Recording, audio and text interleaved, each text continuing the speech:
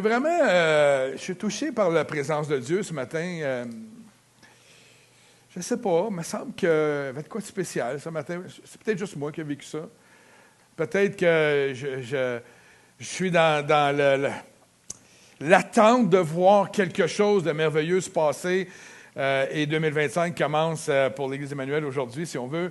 Et j'ai vraiment le sentiment qu'on va vivre une année extraordinaire, mais je pense que ça va être bouleversant.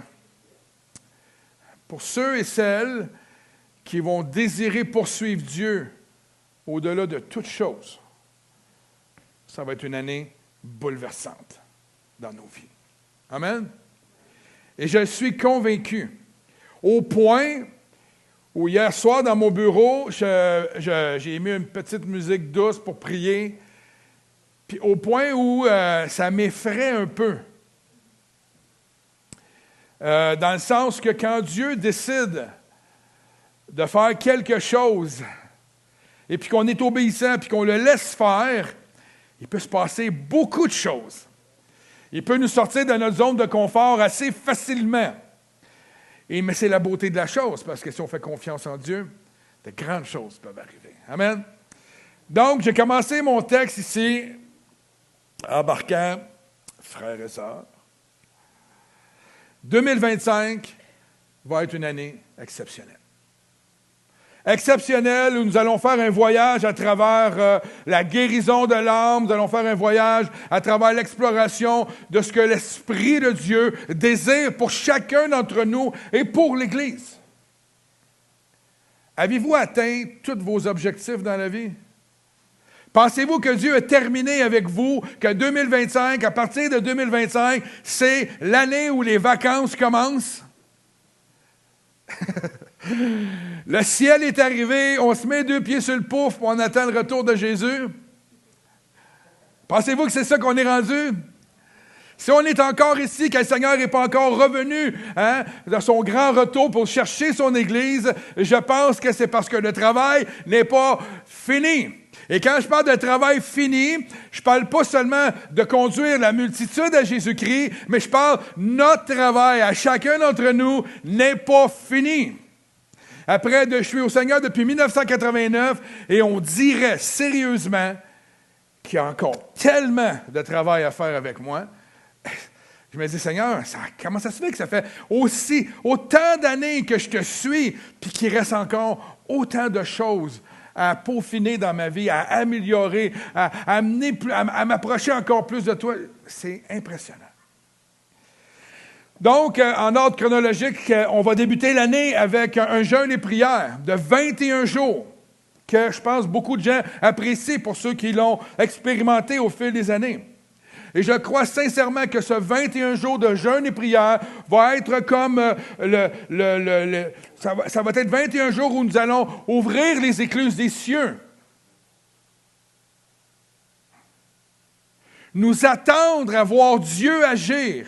C'est comme si ce 21 jours-là, je sens dans mon cœur que ça va être les bases que nous allons installer pour l'année 2025.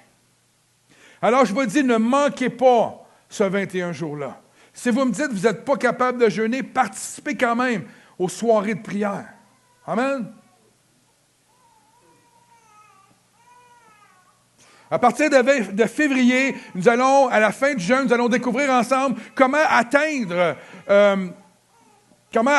la délivrance, si on veut, complète de notre vieille nature. Je pense que ce n'est pas possible. Mais du moins, on va aller vers ça. On va chercher à nous délivrer de notre vieille nature. Amen? Il y en a-tu qui l'aiment au point de dire non, je veux la garder, levez votre main. Je vois bien ça. Et ce qui est drôle un peu, ou ce qui des fois est incompréhensible, c'est que même après notre conversion à Jésus et des années de marche chrétienne avec lui, il reste toujours des petites choses d'incruster dans nos vies pour différentes raisons, hein? Right? Je ne suis pas tout seul de même. Moi, j'ai Denis d'incruster dans ma vie. Non, c'est pas vrai. Je t'ai dit, Denis, tu vas passer au cash. Non, c'est pas vrai. Il reste toujours des petites choses. Et cette année, je pense qu'on va être dans une année où on va laisser le Saint-Esprit nous conduire vers cette vraie liberté-là en Jésus-Christ. Moi, je me sens libre en Jésus, mais je veux être encore plus libre.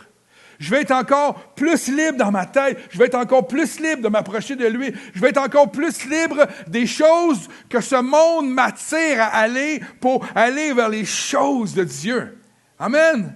C'est ce que je veux de plus. Et ce matin, nous avons un défi de comprendre une chose bien importante si nous voulons atteindre ces objectifs-là. Amen. Je suis convaincu que si nous comprenons bien ce que le Seigneur a nous enseigné ce matin et la semaine prochaine, de grandes choses vont se produire dans nos vies personnelles et dans la vie de l'Église. Mais ça va peut-être nécessiter parfois de sortir de la compréhension humaine et de faire entièrement confiance au Seigneur. Peut-être que cela va nous conduire à vivre une vie chrétienne différente. Et même peut-être à faire l'Église de façon différente. Peut-être que pour y arriver, nous allons avoir à mettre de côté des choses pour nous consacrer davantage au Seigneur. Puis quand je parle de choses, je ne parle pas juste de choses mauvaises. Il y a peut-être des bonnes choses dans nos vies qu'on fait, mais qui prennent peut-être trop de place. Ou de changer les priorités, l'ordre des priorités, je ne sais pas. Je crois que pour que nos vies, à chacun et chacune, ainsi que pour l'Église, puissent croître et atteindre le niveau de santé spirituelle, une croissance spirituelle, et surtout des victoires dans le domaine spirituel et même physique, nous devons apprendre que cela ne provient pas et dépend uniquement de Dieu. Puis là, vous allez me dire, moi, pasteur, on le sait ça. C'est vrai qu'on le sait. Mais des fois, ça ne paraît pas. Right? En tout cas, je parle pour moi, là. Puis quand je parle pour moi, j'imagine tout le monde, on est pareil. Des fois, il y a des moments dans nos vies, des fois, on dirait qu'on essaie par nous-mêmes d'accomplir des choses qui sont du domaine de Dieu, qui sont du domaine spirituel. Et on essaie par nous-mêmes d'accomplir ces choses-là.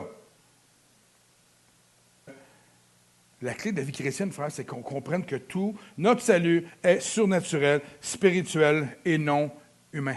Ce n'est pas humain. Ce que l'on vit, ce n'est pas d'ordre humain. Même si, imaginez, si Jésus est venu dans ce monde sous la forme d'un homme, ce n'est pas humain, même s'il était sous la forme d'un homme. Pensez-y, Dieu qui s'est incarné en homme, ce n'est pas humain. Je n'ai jamais vu d'autre, là. Amen? Ça reste surnaturel.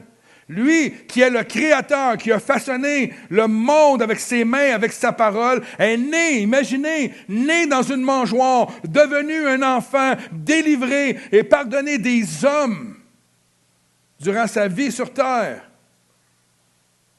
Il est devenu un rabbi qui a vécu une vie parfaite, remplie de signes, de miracles et de prodiges, devenu l'agneau immolé de Dieu, pour nous, afin qu'à notre tour, nous puissions embrasser le pardon de nos péchés, embrasser la vie éternelle.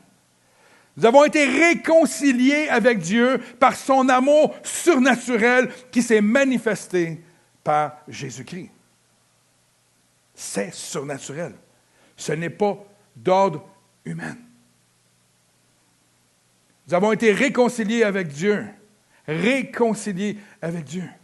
Et tout cela a été possible seulement de façon surnaturelle par la puissance de Dieu. Alors, si tout n'est pas humain comme procédure que Dieu a choisie, pourquoi vivons-nous de façon humaine? Vous allez me dire, oui, mais on n'a pas le choix. Oui, non, je suis d'accord avec vous. Mais comprenez, la vie chrétienne, il y a plein de choses qu'on fait, qu'on essaie de faire de façon humaine, alors que c'est d'ordre spirituel et d'ordre surnaturel. Un texte dans 1 Corinthiens que j'ai lu il y a 2 semaines qui m'a touché, qui m'a amené à vous amener ce texte-là. Vous l'avez sûrement déjà lu souvent, mais il y a un mot, comme vous voyez à l'écran. Et ma parole et ma prédication ne reposaient pas sur des discours persuasifs de la sagesse. Qu'est-ce qu'il veut dire ici? son discours, son enseignement, ce qu'il faisait ne reposait pas sur la sagesse humaine. Right? On est d'accord? Ça ne reposait pas sur ses capacités. On connaît Paul. Et on sait que Paul est un homme grandement éduqué, un homme extraordinaire. Mais il dit lui-même que il n'était pas appuyé par un discours persuasif de la sagesse humaine, mais sur une démonstration de puissance. C'est pas humain. Right? Regardez ça au verset 5. Afin que votre foi fût fondée non sur la sagesse des hommes, notre foi est fondée non sur la sagesse des hommes, mais sur la puissance de Dieu.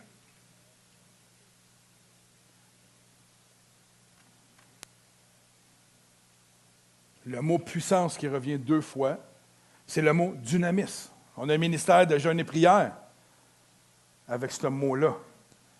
Dynamis qui signifie force, pouvoir.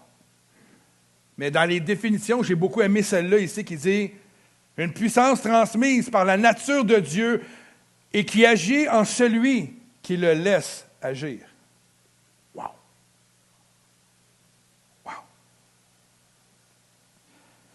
Le dynamisme de Dieu établit en nous le fait d'être puissants. Ce n'est pas nous qui sommes puissants, c'est l'Esprit de Dieu qui est en nous.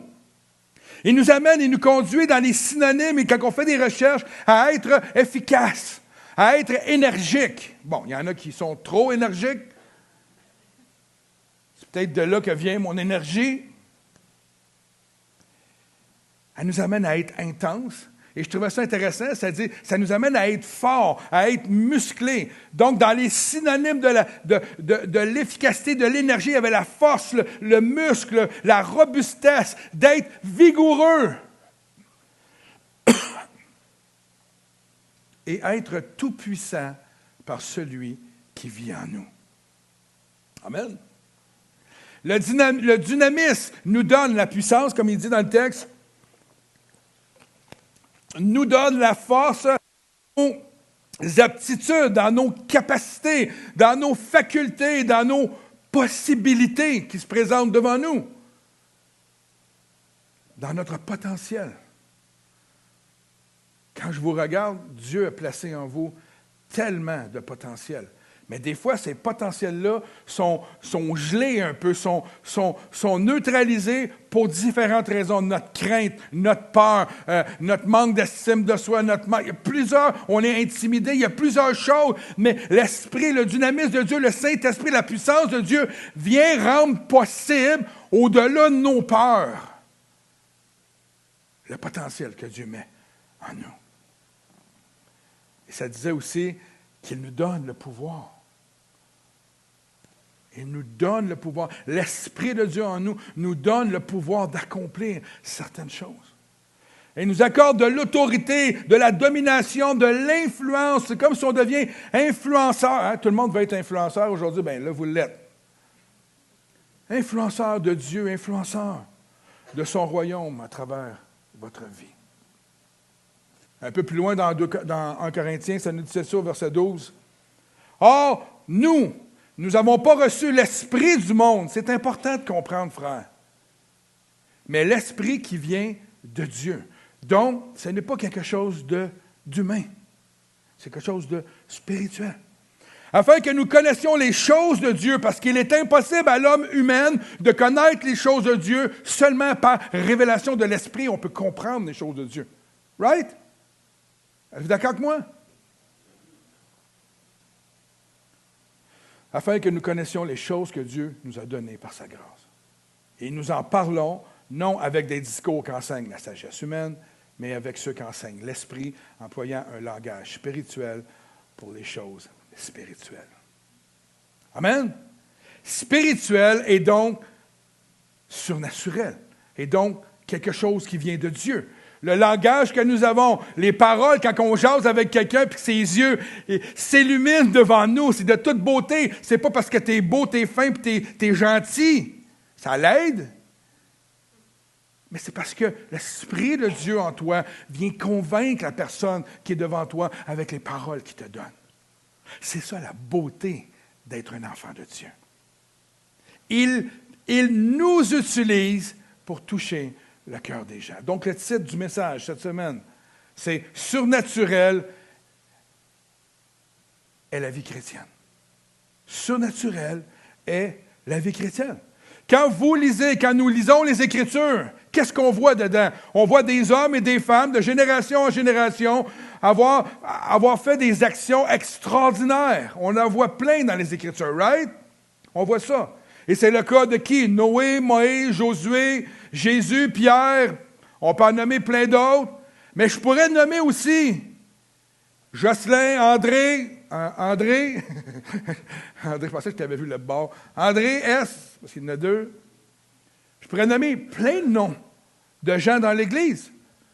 Lorsque nous avons ensemble, un dimanche matin, prié pour le jeune Théo, vous vous en souvenez? Tout ensemble, ici, on a prié. Le lendemain, ce jeune homme-là est sorti de son coma et aujourd'hui, il est en pleine forme. Je ne sais pas combien le pourcentage, mais il était supposé peut-être de mourir. Il est en train de jouer de la guitare. Michel, il me dit, non, c'est pas Michel, c'est Fred qui me disait ça. Il va super bien, il mange. C'est incompréhensible ce qui s'est passé pour la science. Donc, on pourrait nous mettre tous dans le même bateau, frères et sœurs, qu'est-ce qu'on voit dans les Écritures. L'Église Emmanuel existe depuis 60 ans. Combien de signes, de miracles et prodiges ont été faits par l'entremise de chacun d'entre nous au fil du temps? Il y en a eu des choses extraordinaires. Combien de signes, de miracles et de prodiges se produisent à tous les jours à travers le monde entier, à travers l'Église de Christ? Il y en a sans cesse. J'étais en train de lire un livre avec Heidi Baker. Ça n'a aucun bon sens. La vie qu'elle a elle se promène partout dans le monde de voir des sauts, de voir les miracles et les prodiges et tout ce qui se passe, les guérisons. C'est phénoménal. Elle est faite de la même chair que moi. Elle est faite comme nous autres. Mais elle dépend entièrement de Dieu. Imaginez, elle arrive dans des villages, puis avant de prêcher la parole, elle dit « Amenez-moi un sourd. » Tant aussi longtemps que vous ne m'amenez pas un sourd, je ne commence pas mon ministère. Il lui amène un sourd, elle prie pour, il est guéri, elle commence à prêcher. Mais lorsqu'il est guéri, le sourd ou la sourde, des milliers accourent pour entendre le message de l'Évangile. Merveilleux, non? Pourquoi ça n'arrive pas ici? Pensez-y. Pourquoi? C'est simple, parce que quand on voit un sourd, on ne prie pas pour lui. C'est simple. Mettez-vous à prier pour tous les malades que vous croisez. Il va en avoir qui vont être guéris. C'est ça la réalité. Un frère et une femme m'avaient demandé ici, il m'avait demandé quand je suis arrivé au début, là, ça faisait quelques semaines, on avait eu un moment où des gens avaient été guéris, il y avait eu toutes sortes de choses qui s'étaient passées au début. Puis le frère était venu moi, il dit, comment ça se fait qu'il y a des gens qui sont guéris? Mais j'ai dit, on prie pour ceux qui sont malades, c'est tout. Il n'y a pas de recette miracle. Il y a un besoin, prie et crois que Dieu va accomplir quelque chose. Right?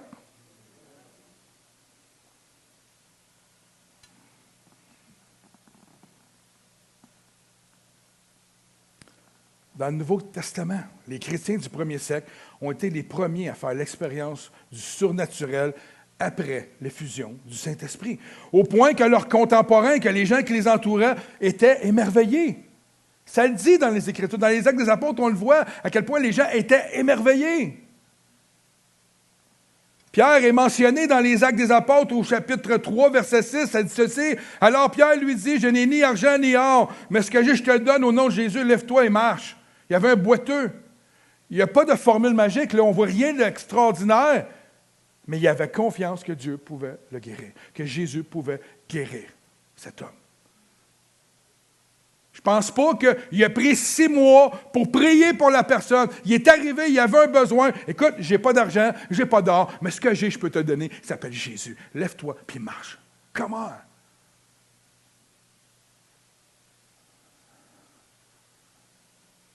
Aussitôt, il s'est levé et il s'est mis à marcher.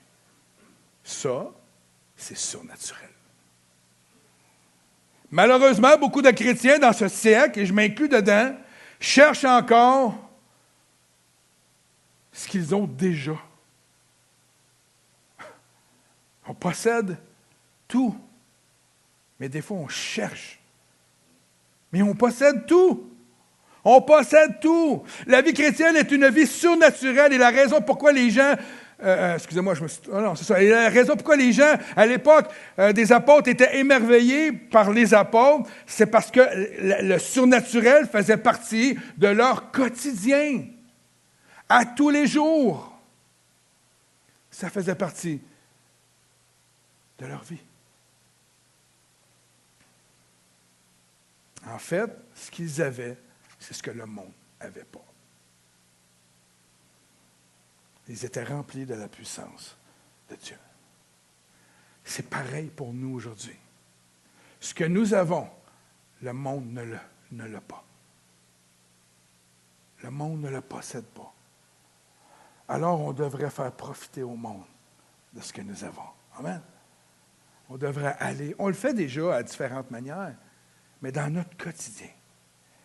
Il y a plusieurs preuves dans les Écritures qui nous démontrent que nous vivons de façon surnaturelle. Jean 15, au verset 3, dit « Déjà, vous êtes purs. Purs à cause de la parole que je vous ai annoncée. Hein? Nous sommes déjà porteurs de la nature de Dieu. Nous sommes purs. Et pourtant, vous le savez très bien, à tous les jours, nous péchons. Mais à cause de Christ, à cause du pardon de Christ, nous sommes vus comme étant des gens purs, comme Christ lui-même l'est. Amen. Dieu ne nous considère plus pécheurs. Imaginez, toutes les niaiseries que j'ai faites dans ma vie, tous les péchés que j'ai faits, tous les crimes que j'ai faits dans ma vie ont été pardonnés. Je vais entendre amen. Ben, ce serait tannant si ce ne serait pas le cas. Nous sommes enfants de Dieu par la foi en Jésus-Christ. Autrefois, nous étions quoi? Des étrangers. Hein? Nous étions des étrangers à la vie de Dieu. Avant de connaître le Seigneur, je ne connaissais absolument rien de Dieu. Je n'ai pas grandi au sein d'une famille qui allait à l'église ou quoi que ce soit. Je ne connaissais rien de Dieu. Nothing. Mais sa grâce surnaturelle nous a transportés, nous a transportés dans le royaume de son Fils, faisant de nous des gens privilégiés. Amen. Paul dit dans Galates 3, 26, « Car vous êtes tous fils de Dieu par la foi en Jésus-Christ. » Et je suis allé voir le mot « fils ». Et le mot « fils de Dieu », quand Dieu parle de Jésus, quand la parole, c'est le même mot « fils ». Évidemment, la nature de Christ est différente de la nôtre. Mais c'est le même mot pour nous identifier. Le Seigneur est en train de nous dire, « Tu es aussi ma fille et mon fils. » Imaginez, on est les fils et les filles de Dieu. On est ses enfants. Il nous a adoptés, il nous a pris dans son royaume. Ce n'est pas une joke, c'est la réalité de ce que la parole nous dit. Nous sommes maintenant le peuple de la maison de Dieu. Nous avons l'Esprit de Dieu en nous et son Esprit nous conduit, nous parle, nous console, nous révèle tout, nous instruit selon son cœur, selon sa volonté. Romains 8, 14 dit ceci, « Car tous ceux qui sont conduits par l'Esprit de Dieu sont également fils de Dieu. » Je partageais avec quelqu'un pendant un des repas des fêtes que la différence entre nous, les chrétiens, et toutes les autres religions et les sectes de ce monde, c'est que nous, notre seule et unique autorité, c'est la parole de Dieu. Sur terre, c'est la parole de Dieu, et que nous sommes conduits à tous les jours par son Esprit. C'est ça la différence. Les autres religions, les autres sectes ne sont pas conduits par l'Esprit de Dieu. Un autre signe que nous vivons de façon surnaturelle, nous avons la vie éternelle. Elle n'est pas écrite au futur, elle est écrite au présent. Lorsque tu viens à Jésus-Christ, ta vie débute maintenant en lui, pour l'éternité. Right? J'ai hâte que ça commence, parce que j'ai mal partout.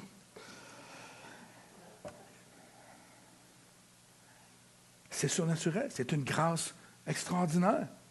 Malgré le fait que nous soyons encore dans la chair, le Christ, le Seigneur Jésus-Christ, nous a rendus immortels. Tout le monde cherche la pilule à l'extérieur pour être immortel. Ils se font injecter toutes sortes de bébelles. Moi, je le suis. C'est sûr, si je lui dis, puis il me regarde, il faut comme moi. Ça n'a pas de l'air, là. Mais ça, tu te décomposes à tous les années. C'est pas grave.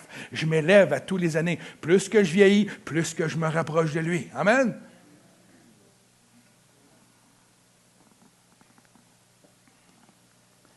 Christ nous a rendus immortels, afin qu'après notre mort physique, nous puissions continuer de vivre dans l'éternité, recevoir un jour un corps glorieux comme Denis. C'est ça, je me suis marqué, Denis. 1 Jean 5, 11 dit ceci, et voici ce témoignage, c'est que Dieu nous a donné la vie éternelle, et cette vie est dans son Fils. Nous avons reçu, frères et sœurs, le pouvoir d'opérer des miracles.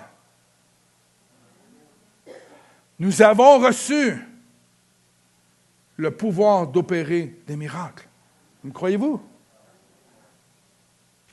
Ce qui peut paraître fou, complètement insensé, pensez-y. Quand je parle avec des non-croyants puis que je leur explique, c'est pour ça que j'ai fait attention dans... C'est rare que je vais parler avec des non-croyants de signes, de miracles, de prodiges, de choses que j'ai pu vivre, moi, parce qu'ils font comme, il est fou. Ça va pas bien, on va l'enfermer. Mais c'est normal que les gens ne peuvent pas comprendre parce qu'ils n'ont pas la révélation de l'Esprit de Dieu en eux. Même dans les hôpitaux, alors qu'il y a des miracles qui se produisent à journée longue. J'ai déjà entendu un médecin dire, moi, il y a des choses incompréhensibles, il y a du monde qui dit que c'est des miracles, nous on dit que c'est incompréhensible. Quand on était à l'hôpital pour Dominique, il savait qu'on était pasteur, on priait, et la chirurgienne lui a dit, c'est littéralement un miracle dans ta vie. Puis là, elle m'a fait une joke, va t'acheter un 649, j'ai pas besoin de ça. Mais il reconnaissait qu'il y avait un miracle derrière toute la procédure qu'elle a eue. Puis en passant, si vous remarquez, la science rejette la spiritualité, right? Rejette le christianisme, rejette la sagesse de Dieu.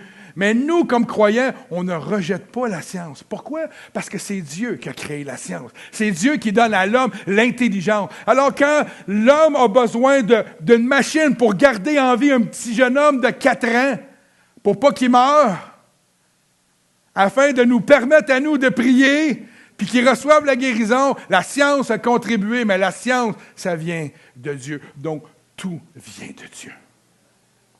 Je n'ai jamais vu la science, moi, en tant que pasteur et en tant que personne qui étudie les Écritures, comme étant quelque chose de contraire à la vie spirituelle. Au contraire, c'est Dieu qui donne la science. C'est Dieu qui permet que les hommes soient assez intelligents pour créer tout ce que nous avons au niveau de la science. Marc 16, 17 dit ceci. Voici les miracles qui accompagneront ceux qui auront cru. Qui a cru en Jésus-Christ dans ce lieu? Levez la main. Regardez bien la suite de votre histoire.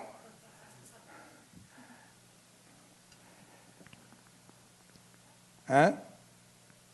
Ceux qui auront cru en mon nom, ils chasseront des démons, parleront de nouvelles langues, attraperont des serpents. Qui n'aime pas les serpents? J'en connais plein, là. Ils poseront les mains aux malades et ceux-ci seront guéris. À ceux qui auront cru. Est-ce que c'est d'ordre naturel ou c'est d'ordre spirituel et surnaturel? Beaucoup de chrétiens considèrent le surnaturel comme une démonstration spectaculaire et publique de l'action de Dieu, mais réservée seulement aux gens qui font un ministère, on dirait public. C'est devenu un spectacle pour certains croyants. Hein? Des croyants qui se promènent d'église en église pour aller voir ce qui est spectaculaire. Ah, il n'y a plus rien ici à l'église Emmanuel, on va aller voir ailleurs s'il y a de quoi de plus spectaculaire. C'est le même esprit partout, je vous laisse savoir. Malheureusement, c'est devenu des fois un spectacle. Et malheureusement, cela conduit certains chrétiens à forger leur foi par l'entremise des hommes et des femmes de Dieu qui exercent ces dons de puissance dans leur vie et dans leur ministère. Ce qui peut conduire le peuple de Dieu à un aveuglement spirituel et à dépendre des hommes et des femmes de Dieu au lieu de dépendre de Dieu.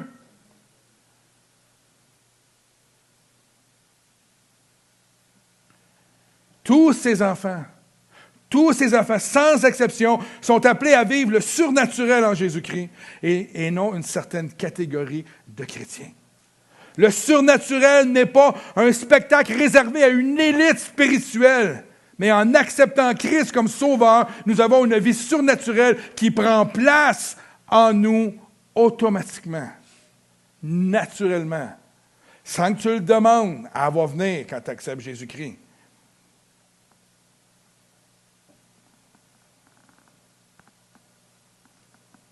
La vie chrétienne devient par le fait même une vie surnaturelle. Frères et sœurs, le temps des miracles n'est pas terminé.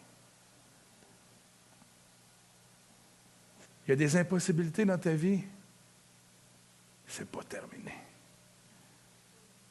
Chaque impossibilité, chaque défi, chaque chose qui t'empêche, que tu vois comme étant une montagne, au lieu de la voir avec tes yeux humains comme étant une montagne, vois-le comme une possibilité de Dieu d'agir dans ta vie. En fait, les chrétiens ne devraient jamais s'apitoyer sur nos défis. On devrait voir les défis qui viennent dans nos vies comme une possibilité de voir Dieu agir. Amen. Est-ce que les défis peuvent être douloureux? Est-ce que les épreuves peuvent être douloureuses? Ben oui.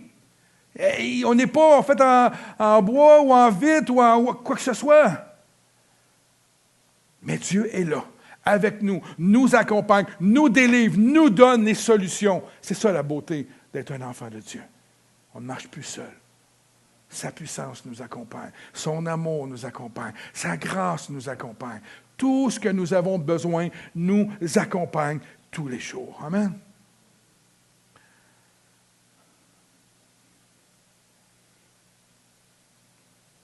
Marc 16, 17 dit « Voici les miracles qui accompagneront ceux qui auront cru. En mon nom, ils chasseront les démons, ils parleront de nouvelles langues. » Je ne sais pas pourquoi je me répète. Dans le fond, il est déjà dit.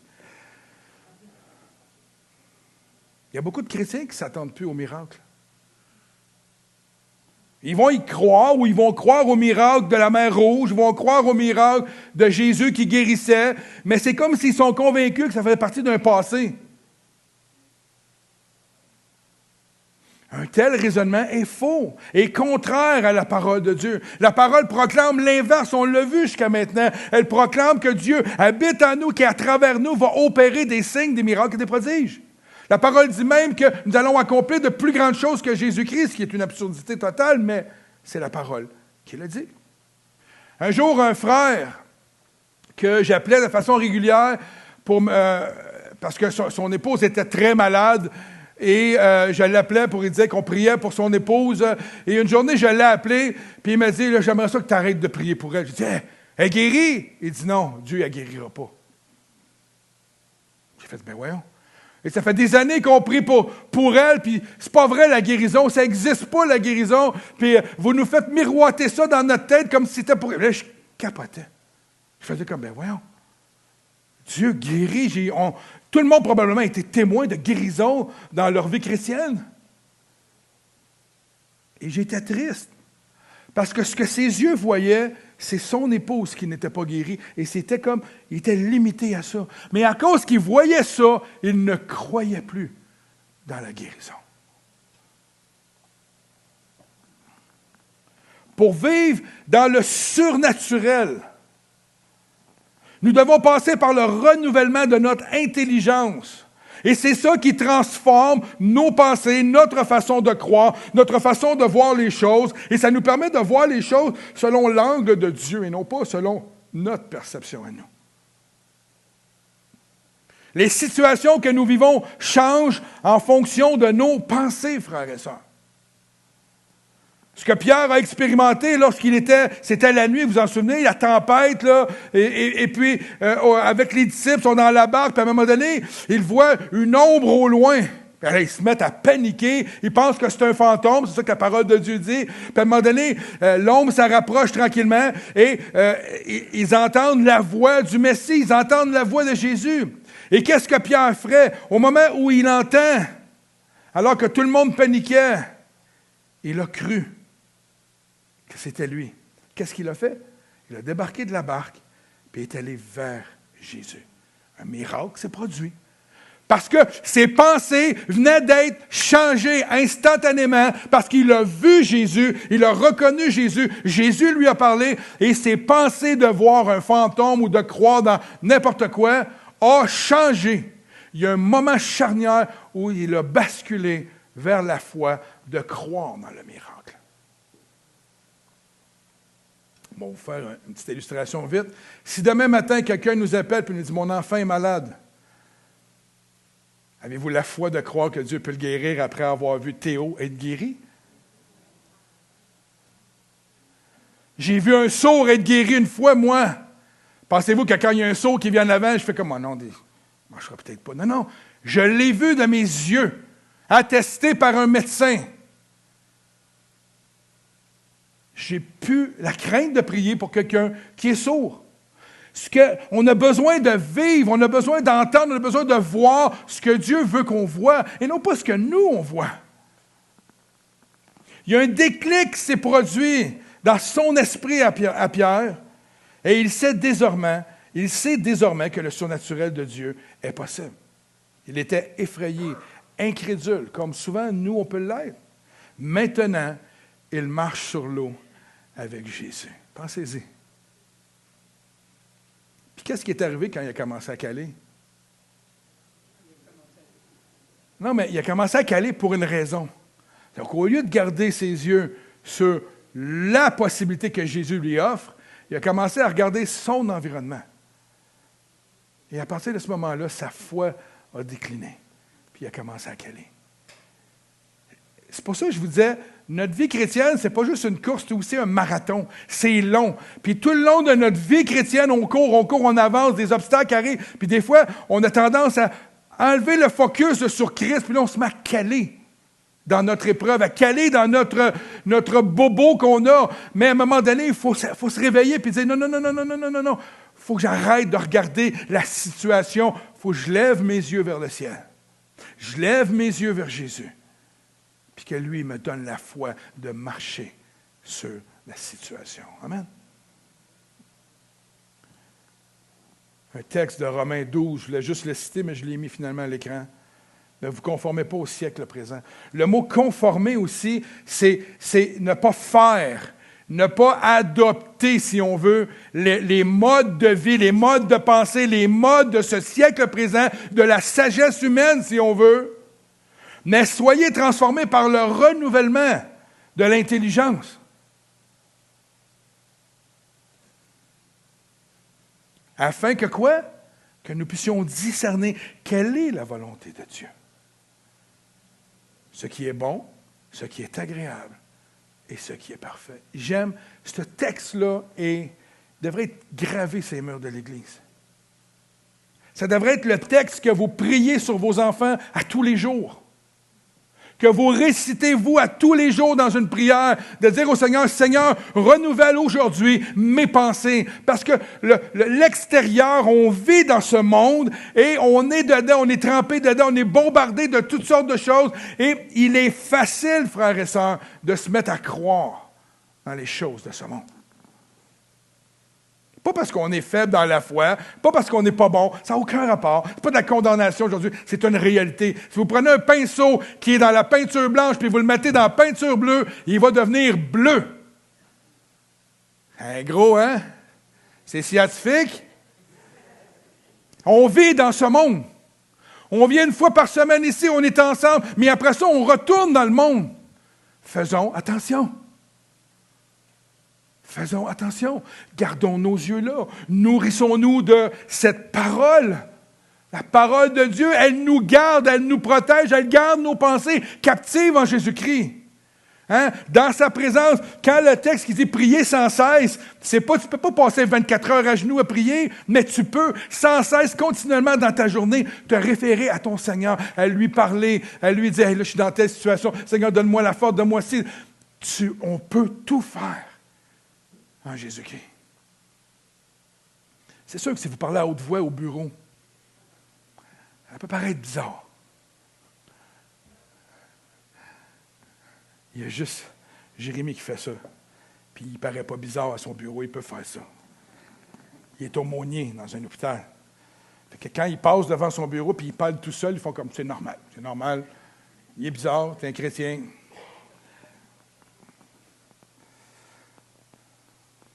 Ce renouvellement-là de l'intelligence va nous conduire, frères et sœurs, à tous les jours, à croire en l'extraordinaire, aux impossibilités qui sont devant nous, à croire que Dieu peut faire quelque chose de merveilleux, de miraculeux. C'est pas parce que nous vivons dans une société tellement réaliste qu'elle a jeté Dieu que nous devons nous jeter Dieu. Pas parce que cette société remet en cause la véracité de la parole de Dieu, en expliquant que les miracles ne peuvent pas exister si la science n'est pas capable de le prouver. Boy! Même un médecin dit que des fois, il y a des choses incompréhensibles. Ils ne veulent pas dire que c'est... Mais pourtant, les choses se produisent. Les miracles arrivent. Fait que, ils ont beau dire, ils ne peuvent pas... Mais la réalité, c'est qu'il y a des choses extraordinaires. Puis ils ne veulent juste pas le croire. J'écoutais un documentaire sur la mer Rouge, tu sais, la mer Rouge qui a été ouverte en Égypte, puis là, ils ont découvert que l'endroit où les Écritures décrivent où ce que l'armée égyptienne a passé, ils ont découvert à cet endroit-là précis tous les chariots, les armes, toutes les bébelles de l'armée. Là, ils font comme « Aïe, c'est extraordinaire! » Puis là, j'écoutais des chrétiens scientifiques qui expliquaient là où ça passait exactement. Puis là, ils ont trouvé les pierres qu'ils avaient mis pour faire un comment on appelait ça, donc, les pierres qu'ils mettaient en sortant de l'eau? Un hôtel à l'Éternel, c'est ça? Merci. C'était simple, mais dans mon cerveau... il n'était plus là. Et puis, ils ont découvert les bases de cette petite affaire-là, puis ils ont découvert toutes sortes d'affaires. Puis là, il y avait des scientifiques non chrétiens qui disaient « Ouais, mais attendez un peu. C'est peut-être des gens qui ont passé en bateau, qui ont pitché des affaires. » Puis là, il y en avait un autre qui disait « Non, il y a eu un phénomène extraordinaire qui a fait que les murs ont été retenus parce qu'il y avait... » Écoute, il expliquait des affaires. Ça prenait plus de foi de croire dans ces affaires que de croire simplement que Dieu a pu arrêter l'eau. Fait que quand tu ne veux pas croire, tu ne crois pas.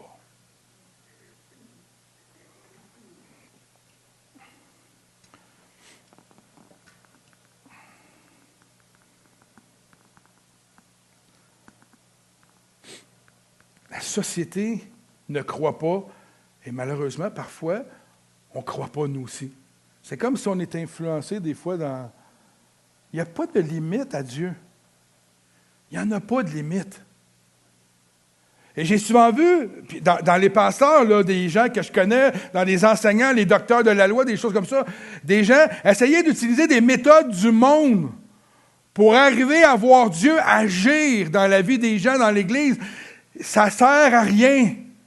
Tu n'as pas besoin de la méthode du monde, tu as besoin de la méthode Jésus. Tu as besoin de la méthode que Dieu va te donner, parce que chaque être humain est particulier, chaque être humain est différent et Dieu peut le toucher de façon différente, d'une manière différente. Comme pasteur, j'ai vu tellement Dieu agir au fil des derniers 25 ans de façon différente. Des fois, quelqu'un rentrait dans mon bureau avec une situation que j'avais entendue 20 fois auparavant. Savez-vous quoi, la beauté de la chose? C'est que je prends des notes avec elle, je parle avec la personne, puis je ne me fais plus d'idées préconçues. Je laisse Dieu agir. Parce que souvent, j'avais des idées préconçues. Je me disais, j'ai déjà réglé ça, une situation de même, on va s'asseoir, on va la régler, ça va bien aller, je sais comment faire. Puis je m'apercevais que je pédalais dans la mauvaise direction pendant des semaines. Mais j'ai perdu mon temps. Au lieu de simplement dire, OK, Seigneur, voici, mon frère, ma soeur est venu me voir, me confesser quelque chose, me dit quelque chose. Je m'assois avec, je l'écoute, puis je dis, maintenant, qu'est-ce que Dieu peut faire pour toi?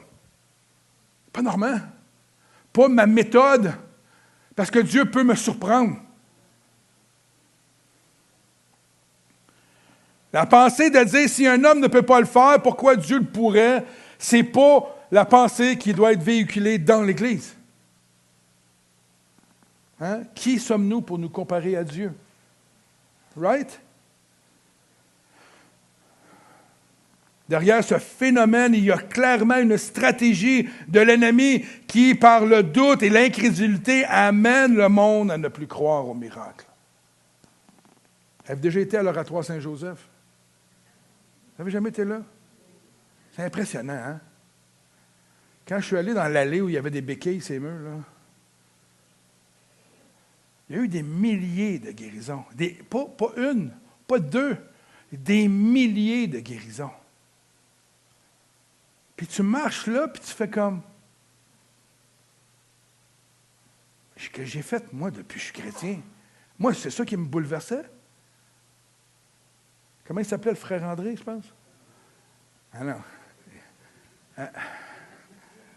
On en a deux, frère André. Il n'y a pas de miracle qui se produit, mais on en a deux. Mais qu'est-ce que c'est une joke. Et c'est impressionnant. Qui a été guéri ici dans l'Église de quelque chose? Levez la main. Donc, on pourrait écrire un livre. On pourrait écrire vos témoignages.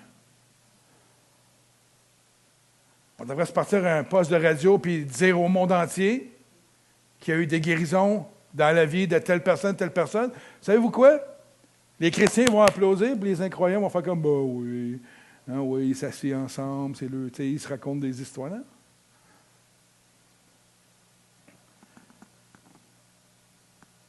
C'est une stratégie de l'ennemi de nous amener à douter, à ne pas croire, et même dans l'Église. C'est pour ça qu'il faut être vigilant. Tout pour nous faire oublier que Dieu est tout puissant, qu'il règne sur la terre entière et que rien ne lui est impossible. Un psaume que j'ai dans ma Bible de souligner, que j'aime retourner régulièrement, c'est le psaume 115 au verset 3 qui dit « Notre Dieu est au ciel, il fait tout ce qu'il veut. » C'est pas Normand qui va empêcher Dieu d'agir. C'est pas ma situation qui va empêcher Dieu d'agir. Combien de fois Dieu a intervenu dans ma vie avant même que j'en fasse la demande? J'ai prié pour la personne, je vous parlais de la sourde, là, qui était guérie. Je n'avais même pas prié pour la guérison. La seule chose que Dieu m'avait dit, dis-lui que j'ai un cadeau pour elle. Mais quand je lui ai dit que Dieu avait un cadeau pour elle, là, elle était sourde. Elle n'a même pas compris ce que je lui ai dit. Elle est tombée dans l'esprit. Elle s'est levée. Puis quand elle s'est levée, moi, j'étais déjà parti. J'avais prié pour à peu près 100 quelques personnes. Puis là, après ça, moi, la réunion a fini. Je suis parti, je devais quitter. Puis il y en avait plusieurs qui étaient restés dans la louange. On m'appelle après pour me dire, cette personne-là a été guérie. On n'a pas prié pour la guérison.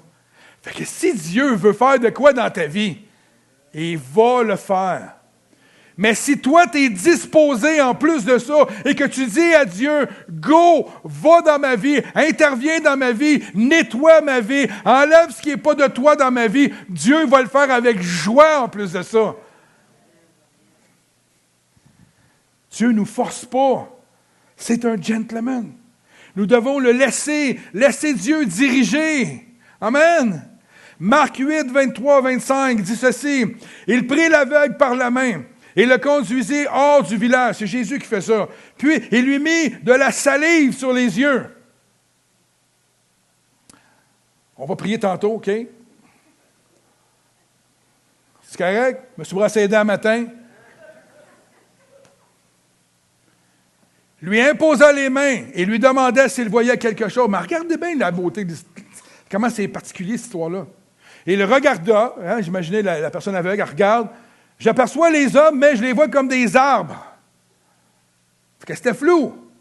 Je les vois comme des arbres qui marchent. Jésus lui mit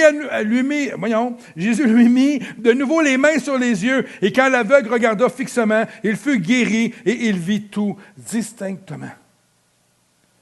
On n'est pas persévérant. Jésus l'était. Jésus a prié 2 fois pour qu'un malade soit guéri. Jésus, là, ça se peut qu'on prie 3, 4, 5, 10 fois. On parlait de persévérance avec ma sœur un matin dans la prière. Des fois, on se décourage dans la prière. Des fois, on abandonne dans la prière. Frères et sœurs, la prière, c'est le seul moyen qu'on a d'atteindre le ciel. C'est le seul moyen. Tout passe par la prière. Quand tu pries pour un malade, tu pries, c'est de la prière. Quand tu interviens en toute situation, c'est dans la prière. Alors, ne cessons pas de prier. J'imagine l'aveugle dire, non, mets pas tes doigts dans ta bouche, là, ça pue. Non. Ben, en même temps, vous me direz, il ne l'a pas vu, il ne l'a pas vu faire. Il l'a laissé faire parce qu'il ne l'a pas vu. Mais la réalité, c'est que son obéissance lui a permis de vivre une guérison miraculeuse. Souvent, lorsque nous demandons un miracle, nous nous attendons à ce que Dieu agisse d'une certaine manière. Ça vous arrive-tu? Moi, ça m'arrive. Je prie, puis dans ma tête, je me dis, il va guérir. Tu sais, quand il va me guérir, ça va arriver comme ça. Pas de même, ça arrive. On essaie de rendre logique l'intervention de Dieu. Et s'il procède différemment, nous refusons de croire que cela vient de Dieu ou vient de lui. Hein? Ça vous arrive-tu? Ou ça vous est-tu déjà arrivé? Moi, ça m'est arrivé à quelques reprises dans ma vie. Et quand tu t'aperçois que c'était Dieu, tu es déçu sur un moyen temps de toi. Ça m'est arrivé. C'est avant-hier qu'on a eu un souper, vendredi. On était en retard pour aller au souper. On courait un petit peu. J'arrive à l'épicerie. Puis tu sais, quand il faut que ça aille vite à l'épicerie, puis que ça ne va pas vite, là, parce qu'il y a une madame qui compte ses scènes. Puis là, elle fait sa carte, son NIP ne marche pas, elle ne se souvient pas de son numéro, elle prend son portable, puis moi, je suis là. On est déjà en retard à peu près de 15 minutes. Là. Ça n'avance pas, là. Mais je ne vois pas, il y a comme un panier en avant avec du linge dedans, puis je réalise, je ne sais pas c'est quoi, c'est comme un panier avec ses vêtements. Fait que là, dans ma tête, je me suis dit, ça a l'air d'une femme qui vit comme dans la rue. Tu sais, qu'elle traîne son panier, puis ça sentait fort aussi. Là, tu sais, il y avait un contexte. Là. Et finalement, la dame finit par payer. La caissière me regarde avec un sourire mal à l'aise un peu. Je dis, c'est pas grave, madame. Je m'entends. C'est pas vrai. Et là, elle me fait payer les affaires, puis elle me fait payer de l'autre côté. Tu sais, tu peux juste tendre ta main, rester avec ta carte, et puis, je prends les affaires à la même main, je dis merci beaucoup, bonne journée. Puis quand j'arrive pour passer à côté de son panier, j'arrive l'autre bord, puis je m'aperçois, en me tournant la tête, que c'est une jeune dame handicapée qui est dans la chaise roulante. J'ai fait un beau sourire, j'ai dit bonne journée, puis je pars, puis j'arrive dans les portes, puis le Saint-Esprit me dit, allez prier pour elle. Mais savez-vous, la réaction que j'ai eue, c'est que je suis en retard. C'est peut-être pas le Saint-Esprit, c'est peut-être juste parce que j'ai compassion. C'est quoi qui était important? C'était-tu le temps, le repas, même si j'étais pour rencontrer des amis merveilleux, ou c'était ce qui est venu sur mon cœur? J'ai remarqué dans mon auto, j'étais triste. Puis je suis parti, puis je n'en ai pas parlé, tu sais. Mais c'est ça l'obéissance à Dieu. Est-ce qu'elle aurait été guérie? J'en ai aucune idée. Je ne suis pas Dieu. Mais c'était si simple. C'était si simple de m'arrêter et lui dire, comment allez-vous? Peux-tu prier pour vous 2 minutes? Puis ça me dit pourquoi? Je ne sais pas, je pense, ta condition de vie, Dieu peut te relever. Dieu peut faire la différence. J'ai jamais eu quelqu'un qui m'a dit de ne pas prier pour lui quand il était malade. Jamais arrivé. Une fois, un homme à l'hôpital sur son lit de mort a refusé que je prie pour son salut. Puis il est mort dans la journée qui suivait après. C'est la seule fois que ça m'est arrivé dans ma vie. Les gens acceptent toujours la prière. Pourquoi qu'on est gêné de bord? Pourquoi? On empêche Dieu d'agir librement, puis de faire des miracles par nos craintes, nos bébites. Mais si on peut finir par comprendre que ça ne dépend pas de nous, que c'est uniquement à propos de Dieu, tout dépend de lui. Au pire, allez, si tu pries pour la personne qui n'est pas guérie, tu mettras ça sur le dos de Dieu.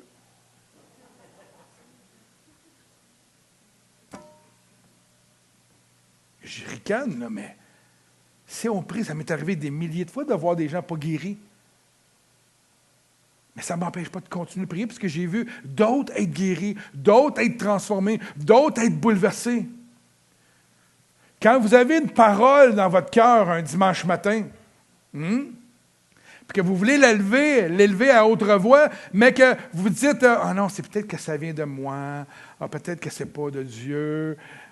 Mais il y a peut-être quelqu'un dans l'Église qui avait besoin d'entendre cette parole-là à ce moment précis-là. Si vous êtes chrétien, dites-le la parole. Si c'est une parole qui vient sur vous, qui condamne, dites-la pas, parce que la prophétie dans le dimanche matin, c'est pour l'édification du corps. Dites-le la parole. On va juger votre parole après. Si ce n'est pas correct, on va aller vous voir, mais c'est en exerçant la voix, quand vous entendez la voix de Dieu, que ce soit dans la parole, que ce soit dans la prière de guérison, en n'importe quoi, il faut le faire. Et c'est comme ça qu'on commence à avoir confiance, à croire en Dieu, à avoir la foi, se manifester. Vous voulez marcher sur les eaux? Bien, suivez la voie de Jésus. Demandez au groupe de revenir. Si nous demandons à Dieu de faire un miracle dans notre vie, ne lui imposons pas notre manière d'opérer. Ça ne fonctionnera pas. Préparons-nous à être étonnés par Dieu et laissons-le agir comme il le désire. Si un dimanche matin, on commence le service, puis qu'on ne fait pas de louange, puis qu'on commence par la prédication, puis on fait la louange après, ça serait-tu bouleversant? Ça serait peut-être étrange, parce qu'on n'est pas habitué de le faire de même, mais c'est-tu grave? Si un dimanche matin, Dieu intervient pendant le service, puis en fait tomber 12 dans l'esprit, là, puis que là, le Seigneur, il dit, on prie les uns pour les autres, puis qu'il se passe des choses, puis qu'on ne fait pas du tout le service, c'est-tu étrange? Ça fait quoi? On est tellement religieux, pas seulement dans la manière de faire l'Église, mais dans nos vies de tous les jours. On fait les affaires de la même manière, on mange la même affaire. Moi je me connais, là.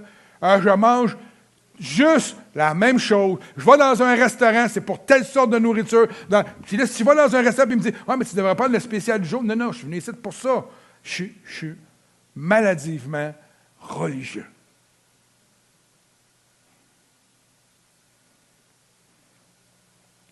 Est-ce qu'on veut que Dieu nous étonne? Est-ce qu'on veut que Dieu produise quelque chose dans nos vies, puis dans l'Église, puis dans la région? Bien, laissons-le agir. Croyons. Dieu, c'est un gentleman. S'il voit qu'on ne veut pas, il n'ira pas. Dieu, c'est un gentleman. Mais si nous avons la foi et nous croyons que Dieu peut faire n'importe quoi, Dieu va y aller. On a débuté à l'Église Emmanuel un ministère qui s'appelle la PGI. Prière de guérison intérieure.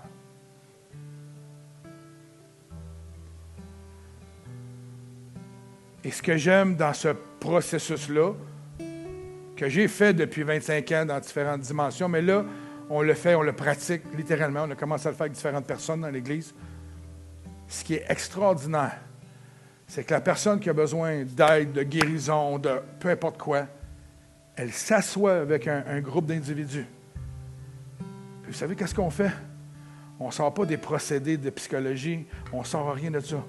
On s'assoit, on invoque le Seigneur, puis on demande au Saint-Esprit, dirige notre frère, notre sœur, notre ami, nommez-les comme vous voulez, dirige-le. Qu'est-ce qu'il doit guérir dans sa vie?